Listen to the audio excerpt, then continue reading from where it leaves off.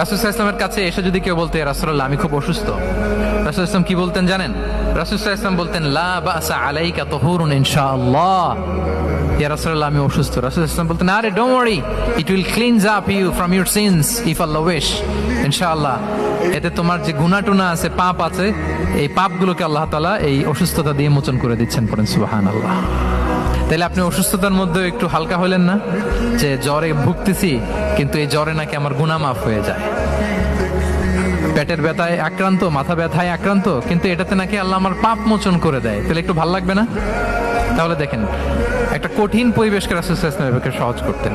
অসুস্থ শুনলেই লা বাস তুহুরুন ইনশাআল্লাহ, আর কিছু হবে না, আল্লাহ তোমার গুনাহ মাফ করে দিচ্ছে।